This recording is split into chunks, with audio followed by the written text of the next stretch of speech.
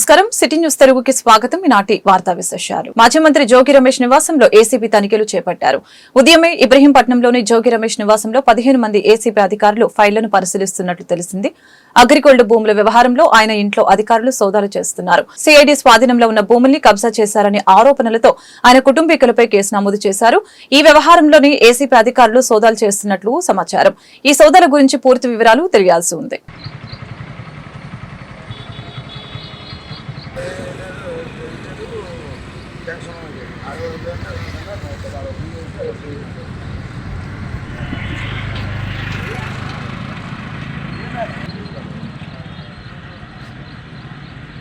వర్ధిల్లాలి జోగిరాజు నాయకత్వం, వర్ధిల్లాలి జోగిరాజు నాయకత్వం, నశించాలి చంద్రబాబు దమన నీతి, నశించాలి చంద్రబాబు దమన నీతి, డౌన్ డౌన్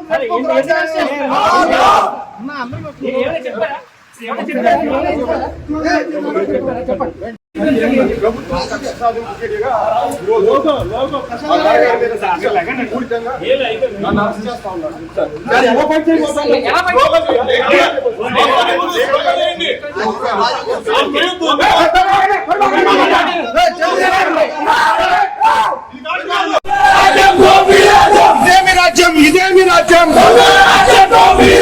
నశించాలి రెడ్ బుక్ రాజ్యాంగం.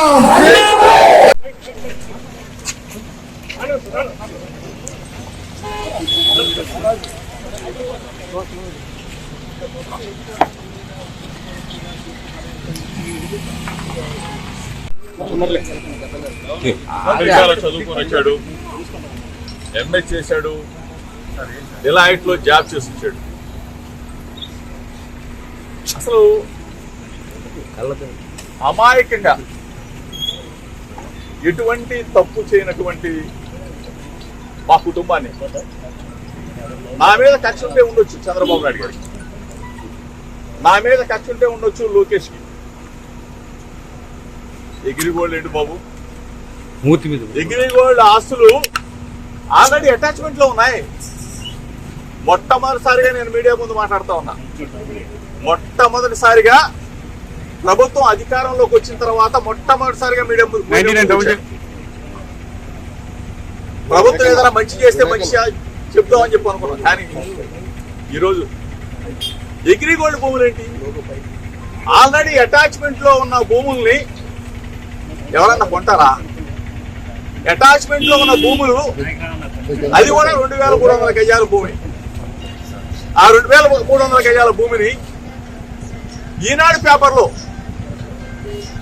పబ్లిష్ చేసిన తర్వాత మా బాబాయ్ గారు, నా కుమారుడు ఏ విధంగా అయితే మనం కొనుగోలు చేస్తామో అట్లానే కొనుగోలు చేసి రిజిస్ట్రేషన్ చేసుకున్న తర్వాత అది మళ్ళా వేరే వాళ్ళకి అమ్మటం జరిగింది. అంటే ఏ విధంగా అయితే మనం భూమి కొని అమ్ముతామో అట్లాగనే అది వాళ్ళు మా దగ్గర నుంచి కొనేటప్పుడు కూడా ఈనాడు పేపర్లోనే పబ్లిష్ చేయించుకొని సర్వే చేయించుకొని అధికారులు ఇచ్చిన రిపోర్ట్ ఆధారంగా సబ్ రిజిస్ట్రార్ గారు రిజిస్ట్రేషన్ చేసి వాళ్ళకి అప్పచెప్తే ఎంతకన్నా దుర్మార్గం ఎక్కడన్నా ఉంటుందో చంద్రబాబు నాయుడు గారు. దయచేసి నేను మిమ్మల్ని విద్యాశాఖపై ఏపీ సీఎం చంద్రబాబు సమీక్ష నిర్వహించారు. సమీక్షకు మంత్రి నారా లోకేష్ అధికారులు హాజరయ్యారు. గత ప్రభుత్వ విధానాలతో ప్రభుత్వ పాఠశాలలో విద్యా ప్రమాణాలు పడిపోయిన విధానాన్ని అధికారులు వివరించారు. ప్రభుత్వ పాఠశాలలో విద్యార్థులు తగ్గిపోవడానికి కారణాలపై సీఎం చంద్రబాబు సమీక్షించారు. పాఠశాల విద్య, ఉన్నత విద్యలో ప్రమాణాలు పెంచే అంశంపై శాఖపరంగా తీసుకుంటున్న చర్యల్ని మంత్రి లోకేష్ వివరించారు. ఒక టీచర్ పోస్టు భర్తీ చేయకుండా గత ప్రభుత్వం విద్యా వ్యవస్థను ఎలా నిర్వీర్యం చేసిందో అధికారులు వివరించారు. 2014 నుంచి 2019 మధ్య ఉన్న ఉత్తమ విధానాలను వైసీపీ ప్రభుత్వం పక్కన పెట్టిందని ఆరోపించారు.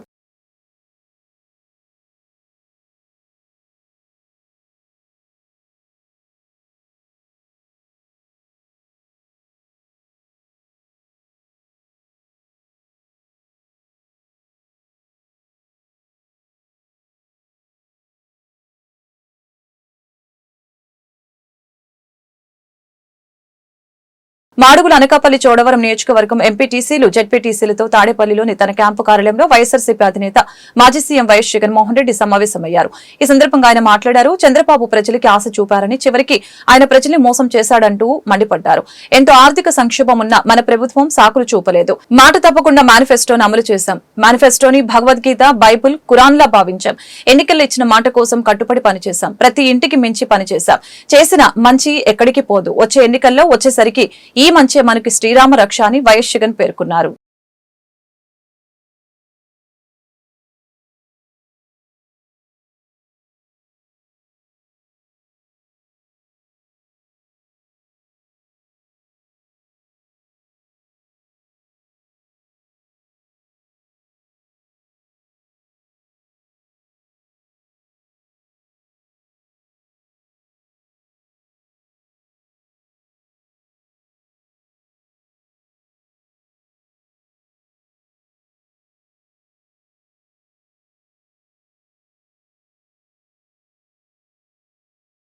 నెల్లూరు జిల్లాలోని శ్రీహరికోటలోని సతీష్ ధావన్ అంతరిక్ష కేంద్రంలో జరిగిన ప్రపంచ అంతరిక్ష ఉత్సవాల్లో ఆంధ్రప్రదేశ్ రాష్ట్ర ఉప ముఖ్యమంత్రి పవన్ కళ్యాణ్ పాల్గొన్నారు.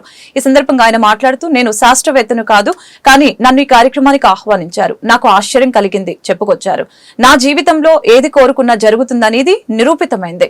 చిన్నప్పటి నుంచి శ్రీహరికోటకు రావాలని అనుకునేవాడిని. అది ఇప్పుడు నెరవేరింది. నేను నెల్లూరులో చదువుకున్న అప్పట్లో ఆర్యభట్ట ఉపగ్రహాన్ని ప్రయోగించారు. దీనిపై పిల్లల్లో శాస్త్రీయంగా ఎంతో ఆసక్తి ఉండేది. నేను ఎక్కువగా అంతరిక్షం గురించి మా టీచర్లను అడిగేవాడిని. దీంతో నన్ను ఆర్యభట్ట సైన్స్ క్లబ్ కు అధ్యక్షుని చేశారు అని పవన్ చెప్పుకొచ్చారు. ఎన్నో ఇబ్బందులు పడి ఆర్యభట్ట మోడల్ ని రూపొందించాం. శాస్త్రవేత్తలు మనిషి రూపంలో ఉన్న దేవుళ్లు, కానీ సైన్స్ అండ్ టెక్నాలజీకి బడ్జెట్ తక్కువగా ఉంది. వేదాల్లో కూడా సైన్స్ చాలా ఉంది. చాలా మంది యువకులు ఇస్రో నుంచి స్ఫూర్తి పొందుతున్నారని పవన్ కళ్యాణ్ పేర్కొన్నారు.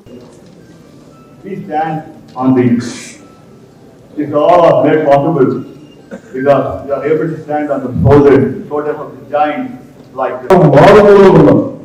Very interiors of India, interiors of Bharat. We go there and we reach out. We try to identify them. We try to educate them. We try to dig the, we try to inculcate the scientific temperament in them. ఇవన్నీ చెప్తుంటే చాలా ఆనందంగా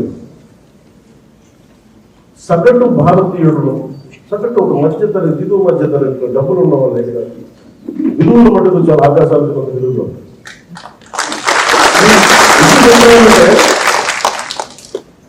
ఈరోజు ఎవరు వచ్చినా కానీ ఒక్కొక్క శాస్త్రవేత్తలు ఇక్కడ ఉంటున్న ఒక్కొక్క ఎక్స్పర్ట్స్ శాస్త్రవేత్తలు అందరినీ చూసుకుంటా ఉంటే వేదిక పైన డిస్టింగ్విష్ సైంటిస్ట్ అందరూ చూసుకుంటే వాళ్ళందరూ దేశాన్ని వదిలి వెళ్ళిపోయినచ్చు. ఈ జ్ఞానాన్ని అమెరికాకు ఇంకో కంట్రీస్కు వెళ్ళిపోయినచ్చు. వాళ్ళ దేశభక్తి కానీ వాళ్ళ నేల మీద ప్రేమ ఎంత ఉందంటే వాళ్ళకి ఉండిపోయారు. భారతదేశాన్ని పెట్టగలిగారంటే వాళ్ళు కొన్ని ఉద్దేశులు. ఆ విలువలు మన ఇళ్లలో ప్రారంభం, మన తల్లిదండ్రుల దగ్గర ప్రారంభం, మన అధ్యాపకుల దగ్గర ప్రారంభం, టీచర్ల దగ్గర ప్రారంభం. సో నాకు అమెరికా చెప్పింది ఏంటంటే, అంటే మీరు అందరూ విజిల్స్ వేస్తున్నా ఏళ్ళు వేస్తుంటే నాకు చాలా ఇబ్బందిగా వస్తుంది. కాకినాడ పోర్టు కేంద్రంగా జరుగుతున్న రేషన్ బియ్యం అక్రమ రవాణాపై ఉక్కుపాదం మోపేందుకు ప్రభుత్వం తీసుకుంటున్న చర్యలు ఫలితాన్నిస్తున్నాయని రాష్ట్ర పౌర సరఫరాల శాఖ మంత్రి నాదెండ్ల మనోహర్ స్పష్టం చేశారు. కాకినాడ పోర్టులో అక్రమాలు ఆగాలి, ఆపి తీరుతామని తెలిపారు. అందుకు ప్రభుత్వ పరంగా తీసుకోవాల్సిన చర్యలు కొనసాగుతాయని తెలిపారు. మంగళవారం కాకినాడ కలెక్టరేట్ లో పోర్టు కార్మికులు, ట్రాన్స్పోర్టర్లు, ఎగుమతిదారుల ప్రతినిధులతో సమావేశమయ్యారు. ఈ సందర్భంగా నాదెండ్ల మనోహర్ మాట్లాడారు. గత 5 ఏళ్లుగా రాష్ట్రంలో పీడీఎస్ బియ్యం అక్రమ రవాణా విచ్చలవిడిగా సాగుతుందని తెలియజేశారు. ఆహార భద్రత చట్టం కింద రాష్ట్ర వ్యాప్తంగా 1,47,00,000 రేషన్ కార్డుల ద్వారా ఉచితంగా బియ్యం సరఫరా చేస్తుంటే ఆ బియ్యాన్ని 10 రూపాయల లోపు ధరకి వినియోగదారుల నుంచి కొనుగోలు చేసి బ్రోకెన్ రైస్, బాయిలర్ రైస్ పేరిట ఇతర దేశాలకు ఎగుమతి చేస్తూ అమ్ముకుంటున్నారని తెలియజేశారు. మనోహర్ తో పాటు civil supplies corporation MD Veerapandian, collector Shan Mohan, port authority అధికారులు, రెవెన్యూ పోలీస్ అధికారులు పాల్గొన్నారు. కాకినాడ పోర్టులో గతంలో జరిగిన అక్రమ రవాణా గురించి ఉక్కుపాదంతో రాష్ట్ర ప్రభుత్వం అందరి సహకారంతో క్షేత్రస్థాయిలో మార్పు తీసుకురావాలనే చేసిన ప్రయత్నం చాలా వరకు మంచి రిజల్ట్సే అందిస్తూ ఉంది. అయితే కొంతమంది లారీ యాజమానులు, అదేవిధంగా ఇక్కడున్న హమాలీలు, స్థానికంగా ఉన్న వ్యాపారవేత్తలు చిన్న చిన్న ఇబ్బందుల గురించి మా దృష్టికి తీసుకొచ్చినప్పుడు ఇవాళ ఉదయం అందరు స్టేక్ హోల్డర్స్ తోటి కలెక్టర్ గారి సమక్షంలో మా శాఖ నుంచి అదేవిధంగా స్థానిక ప్రజాప్రతినిధులు శాసనసభ్యులు అందరితో కూడా మాట్లాడి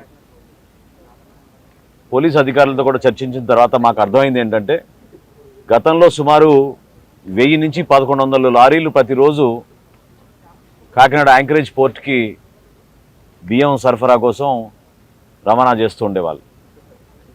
ఆ పరిస్థితి మళ్ళీ తీసుకురావడానికి మేము చేయాల్సిన ప్రయత్నం ఏంటనేది మేము ఇందాక నుంచి చర్చించుకున్నాం.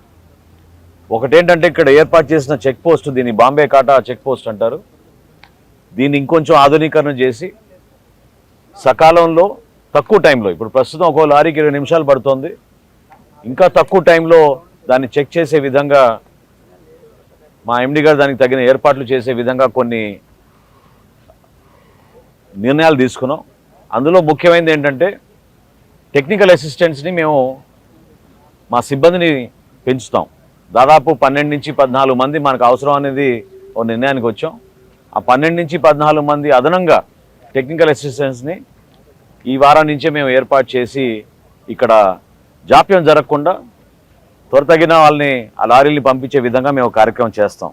దీంతో పాటు సీఎం చంద్రబాబు గుడివాడ టూర్ ఖరారైంది. ఆగస్టు 15న అన్నా క్యాంటీన్ ను గుడివాడలో ప్రారంభించేందుకు వస్తున్నందున ఏర్పాట్లను పరిశీలించేందుకు collector K Balaji, SP Gangadhar Rao, RDO Padmavathi తదితర అధికారులు హెలికాప్టర్ దిగేందుకు అనువైన ప్రదేశం కోసం గుడివాడలోని ఏఎన్ఆర్ కాలేజీ మరియు ఎన్టీఆర్ స్టేడియాన్ని పరిశీలించారు. పట్టణంలో 2 అన్నా క్యాంటీన్లను ప్రారంభించడానికి అధికారులు సిద్దం చేయగా కలెక్టర్ వాటిని పరిశీలించి తగు సూచనలు అధికారులకు ఆదేశాలు జారీ చేశారు.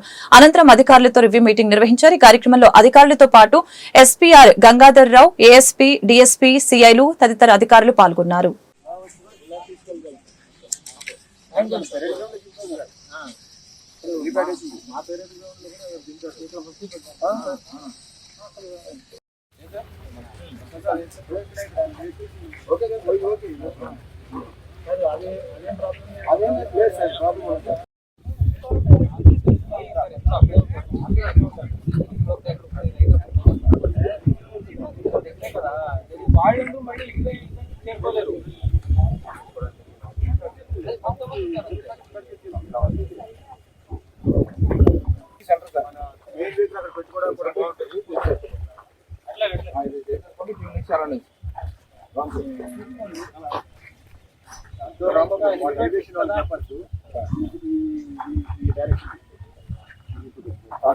మనం ఇప్పుడు పెట్టామంటే ట్రైన్ కూడా వేస్తారు.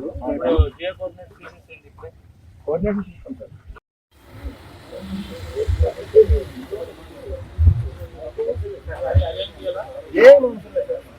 మన గ్రౌండ్ డబల్ మన గ్రౌండ్ 2 కాదు.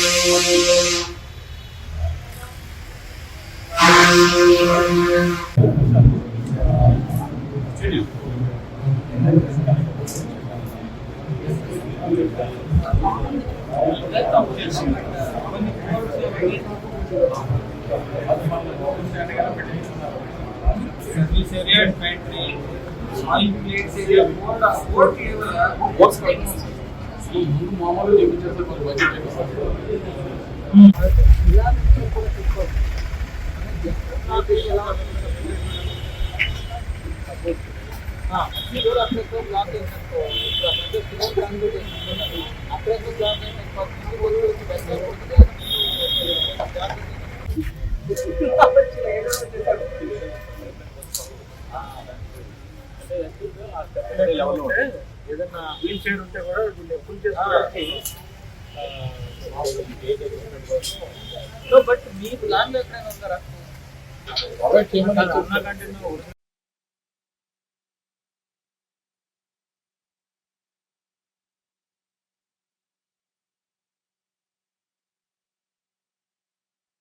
Harikrishna movement charitable foundation AP ప్రతినిధులతో ఎమ్మెల్యే వెనిగండ్ల రాము భేటీ అయ్యారు. గుడివాడ ప్రాంతంలో ఉన్న అక్షయ పాత్ర ద్వారా అందిస్తున్న సేవలను foundation AP vice chairman Vilas Vigrahadasa Raghunandana Dasa అత్యాధునిక సాంకేతిక పరిజ్ఞానంతో ఫౌండేషన్ వంటశాలల ద్వారా అందిస్తున్న రుచికరమైన ఆహార పదార్థాల తయారీ విధానాన్ని ఛాయాచిత్రాల ద్వారా ఫౌండేషన్ సభ్యులు ఎమ్మెల్యే రాముకి చూపించారు. గుడివాడలో ఫౌండేషన్ వంటశాల ఏర్పాటుకి స్థలం కేటాయించాలని వారు ఎమ్మెల్యేకి విజ్ఞప్తి చేశారు. అవకాశం ఉన్న చోట 2 ఎకరాల స్థలాన్ని కేటాయిస్తానని ఎమ్మెల్యే రాము తెలిపారు. ఫౌండేషన్ ద్వారా నిత్యం లక్షలాది మందికి రుచికరమైన ఆహారాన్ని అందిస్తూ చేస్తున్న సేవలు ఎనలేనివని కొనియాడారు. కార్యక్రమంలో మాజీ ఎమ్మెల్యే రావి వెంకటేశ్వరరావు, ఫౌండేషన్ ప్రతినిధులు పాల్గొన్నారు.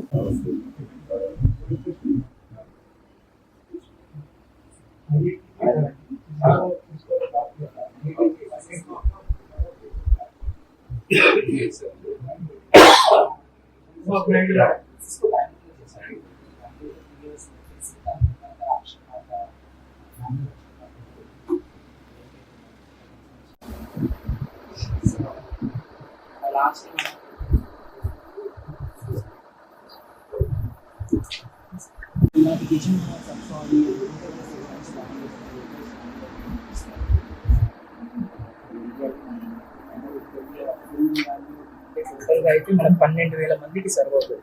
ఒక కిచెన్ కన్స్ట్రక్ట్ చేస్తారు సార్.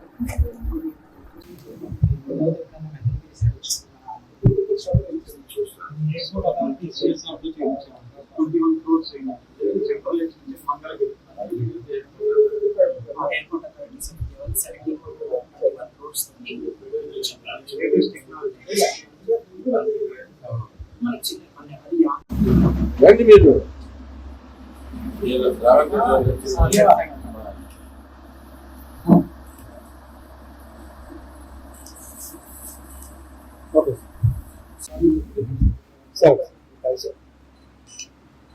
Okay sir.